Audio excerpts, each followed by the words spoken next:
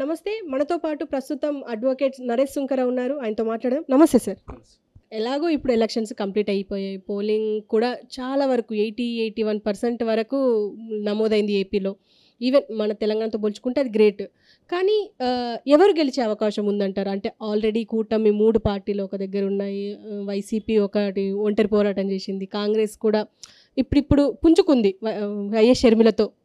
పుంజుకున్నది అంటే తెలిసిపోయింది కాంగ్రెస్ కూడా ఉంది ఎగ్జిస్టెన్స్లో అని చెప్పేసి. ఎవరు గెలిచే అవకాశం ఉందంటారు? నేను ఈ విధంగానే ఈ క్యూరియాసిటీని అంబిగ్యూటీని తట్టుకోలేక మొన్న నేను ఏం చేశానంటే కనుక 3 రోజులు ఒక సుడిగాలి పర్యటన చేశాను.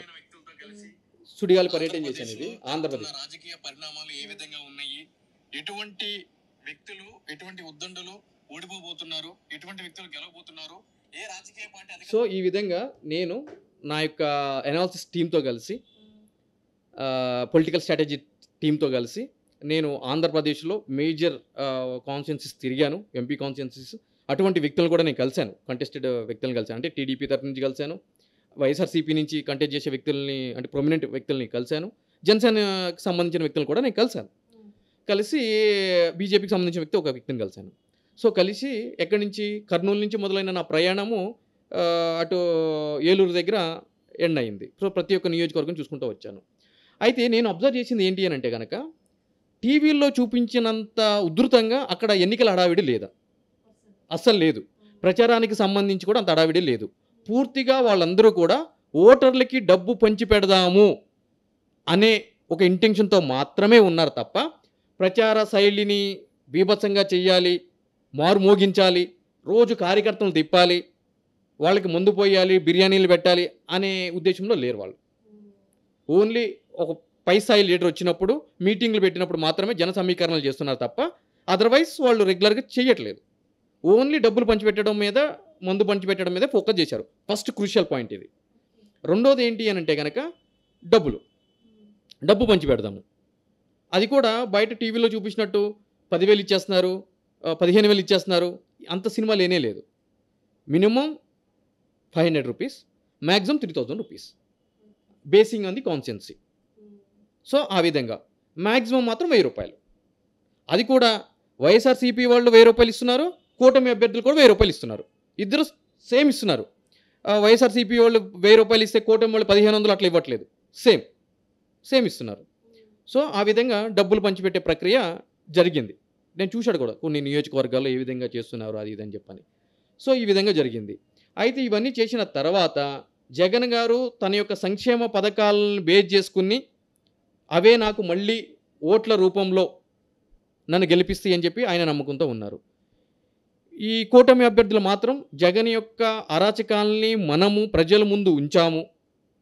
దాంట్లో ప్రధానంగా ల్యాండ్ టైటిలింగ్ యాక్ట్ని మనం ఉద్ధృతంగా ప్రజలకు తీసుకెళ్ళగలిగాము. జగన్ ఇచ్చే దానికంటే ఎక్కువగా ఇస్తాము అని చెప్పి మేనిఫెస్టోలో పెట్టాము, వాటిలో కూడా తీసుకెళ్ళగలిగాము అని చెప్పి వాళ్ళు ఉన్నారు. అయితే ర్యాండమ్గా కూడా కొంతమంది ప్రజానికాన్ని నేను కలవడం జరిగింది, వాళ్ళకి ఒపీనియన్ అనేది జరగడం అంటే తెలుసుకోవడం జరిగింది. అల్టిమేట్గా నాకు వచ్చిన ఇన్ఫర్మేషన్ ప్రకారము నా ఒపీనియన్ ఏంటి అంటే కనుక కూటమి అధికారాన్ని ఫామ్ చేస్తుంది అని చెప్పి నేను అనుకుంటున్నాను. ఎగ్జాక్ట్లీ, పర్సనల్గా వెళ్ళాను, తిరిగాను, నా దగ్గర శాంపుల్స్ కూడా ఉన్నాయి కాబట్టి కూటమి అధికారంలోకి వస్తుంది అని చెప్పి నేను అనుకుంటున్నాను. కొన్ని జిల్లాలు కడప ఉందనుకోండి, వైఎస్ఆర్సీపీ స్ట్రాంగ్ బేస్ ఉంది. నెల్లూరు ఉందనుకోండి, నెల్లూరు అవుట్ రేటు మహాకూటమికి ఉంది. గోదావరి జిల్లాలు కూడా కూటమికి, ఇట్లా కొన్ని ఏరియాలు కొన్ని సెగ్మెంట్స్ అవుట్ రేట్ ఉన్నాయి. అదేవిధంగా కాపు కమ్యూనిటీకి సంబంధించిన ఓటు కీలకంగా ఉంది. ఆ ఓటు మెజారిటీ ఓటు బ్యాంక్ మాత్రం వైఎస్ఆర్సీపీకి వెళ్తుంది, దాంట్లో మైనారిటీ మాత్రం కూటమి అభ్యర్థులకి వస్తుంది. సో ఆ విధంగా బీసీ ఓటు బ్యాంక్ మాత్రం కూటమి అభ్యర్థులకి ఉంది. అదేవిధంగా రెడ్డి ఓటు బ్యాంకు కూటమికి ఎక్కువగా ఉంది.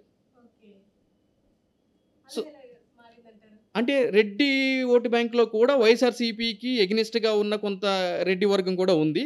అది స్ప్లిట్ అయ్యి కూటమికి అనుకూలంగా ఓటు బ్యాంక్ పడే అవకాశం ఉంది. సో ఇలా వేరియస్ రీజన్స్ ఉన్నాయి దీంట్లో. సో కాబట్టి ఇప్పుడు పవన్ కళ్యాణ్ ఉన్నారు, కాపు కమ్యూనిటీకి సంబంధించిన వ్యక్తి. ఇన్ జనరల్గా ఏం జరగాలి, కాపు కమ్యూనిటీ ఓట్లు 100 ఉంటే 100 అవుట్ రేట్గా ఎవరికి పడాలి, కూటమికి పడాలి. కానీ అట్లా పడతాయా, పడవు. 60% వైఎస్ఆర్సీపీ పడితే 40% కూటమికి పడే ఉంటాయి అన్నమాట. సో ఉంటాయి. సో ఈ విధంగా క్రైటీరియా అన్నీ చూసిన తర్వాత కూటమి అధికారంలోకి వచ్చే అవకాశాలు పుష్కలంగా ఉన్నాయి. Okay sir. ఎనీవే అండ్ ఇంకొకటి ఏంటంటే తెలంగాణకు సంబంధించి కవిత జ్యుడిషియల్ కస్టడీ ఇంకా పెంచారు. కానీ కేజ్రీవాల్‌కి బెయిల్ ఇచ్చారు. ఈవెన్ ఆమె కూడా రీసెంట్‌గా ఎంపీ ఎన్నికల్లో ప్రచారానికి వెళ్తాను, లేదు నా కొడుకు ఎగ్జామ్ ఉంది అప్పుడు వెళ్తాను అని చెప్పేసి చాలా వరకు బెయిల్‌కి అప్లై చేసింది, రిజెక్ట్ అయింది. బెయిల్ అప్లై చేసింది, రిజెక్ట్ అయింది. కానీ ఈసారి కేజ్రీవాల్‌కి ఇవ్వడంతో కవితకు కూడా బెయిల్ ఇస్తారేమో అనే సందేహం ఏర్పడుతుంది.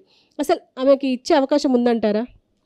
కవిత కంటే కేజ్రీవాల్ కంటే మనీష్ సిసోడియా అని చెప్పి ఆప్లో ఉన్న డిప్యూటీ సీఎం ఎక్సైజ్ మినిస్టరు 2023 ఫిబ్రవరిలో ఈ కేసులో అరెస్ట్ కావడం జరిగింది. మరి ఆయన ఇప్పటివరకు బయటికి రాలేదే. డిప్యూటీ సీఎం ఆయన గురించి ఏదైనా ప్రస్తావన ఉందా? నేను చెప్పేంతవరకు కరెక్టే కదా అని చెప్పి ఇప్పుడు అనొచ్చాము ప్రజలు. కరెక్టే అని చెప్పని. మరి దాని గురించి ఏమంటారు? అయితే ఇక్కడ ఒకే కేసుకు సంబంధించి ఈ వ్యక్తులందరినీ అరెస్ట్ చేసినా కూడా వాళ్ళ మీద ఉన్న నేరారోపణ ఏ విధంగా ఉంది, గ్రావిటీ ఏ విధంగా ఉంది అనే దాన్ని ప్రతిపాదికన చేసుకుని ఏ గ్రౌండ్ మీద బెయిల్ ఇవ్వచ్చు అనే దాన్ని తీసుకుని సంబంధించిన కోర్టు వారు బెయిల్ అనేది ఇవ్వడం జరుగుతుంది. కేజ్రీవాల్ గారికి ఇచ్చిన యొక్క ప్రధానమైన కారణం ఏంటి అంటే కనుక ఆయన ఆమ్ ఆద్మీ పార్టీకి అధ్యక్షుడు, రైట్, కంటెస్టింగ్ క్యాండిడేట్.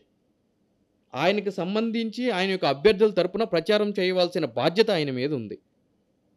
దానికి సంబంధించి ఆ యొక్క విషయాన్ని పరిగణనలోకి తీసుకుని తాత్కాలికమైన బెయిల్, పూర్తిస్థాయి బెయిల్ కాదు ఇది, కండిషనల్ బెయిల్, తాత్కాలికమైన బెయిల్ ఇవ్వడం జరిగింది ఈ ఎలక్షన్ కోడ్ ఉన్నంత వరకు. అది కూడా దాని తర్వాత మళ్ళీ అది సెటిసైడ్ చేసి లోపలికి వెళ్ళిపోవచ్చు, అది సెకండరీ ఇష్యూ. సో తాత్కాలికమైన బెయిల్ ఇవ్వడం జరిగింది. ఇక కవిత గారి విషయానికి వస్తే, నా యొక్క కొడుకుకి ఎగ్జామ్స్ ఉన్నాయి, నాకు ఇబ్బందులు ఉన్నాయి, నిద్ర పట్టట్లేదు, ఈ కైండ్ ఆఫ్ ఇష్యూస్ పెట్టుకుంటే అవి బెయిల్కి ఏమాత్రం కన్సిడరబుల్ కాదు. ఎందుకంటే కనుక ఎక్స్ట్రాడినరీ సర్కమ్స్టెన్సెస్ ఏముంటాయి అని అంటే కనుక తల్లో, తండ్రో, భార్యకో, భర్తకో భయంకరమైన అంటే ఒక చనిపోయినటువంటి పరిస్థితులు, హాస్పిటల్లో ఆపరేషన్ అయ్యి దగ్గరుండవలసిన పరిస్థితులు, అటువంటి పరిస్థితులు ఉంటే వాటిని కన్సిడర్ చేస్తారు తప్ప నేను లేకపోతే ఎగ్జామ్ రాయడు, నేనుంటే ఆ పుస్తకం తీసుకురాలేడు, ఇటువంటివన్నీ కూడా కన్సిడర్ చేయరు. ఎందుకంటే అది చాలా పెద్ద క్రైమ్. అంటే పిఎంఎల్ఏ యాక్ట్ అనేది చిన్న నేరం కాదు, అది చాలా పెద్ద నేరము. సుప్రీంకోర్టు కూడా వీటిని చాలా తీవ్రతరమైన నేరాలుగా పరిగణించాలి అని చెప్పి చాలా సందర్భాల్లో చెప్పడం జరిగింది. సో కేజ్రీవాల్ గారికి కవిత గారికి ఒకే తాడును కట్టేయాలి, ఒకే కేసులో ఉన్నారు కాబట్టి అని చెప్పి అనుకోవడానికి లేదండి ఇక్కడ. అండ్ వన్ మోర్ థింగ్ ఏంటంటే కవిత గారు ఒక ఎమ్మెల్సీ మాత్రమే, ఆవిడ పార్టీ అధ్యక్షురాలు కాదు, ఈ ఎలక్షన్లో కంటెస్ట్ చేసిన వ్యక్తి అంతకంటే కూడా కాదు. చెప్పండి. అంటే ఎప్పుడు అంటే ఇప్పుడు పూర్తిగా విచారణ జరిపి ఎప్పుడు అంటే శిక్ష పడే అవకాశం ఉందంటారు?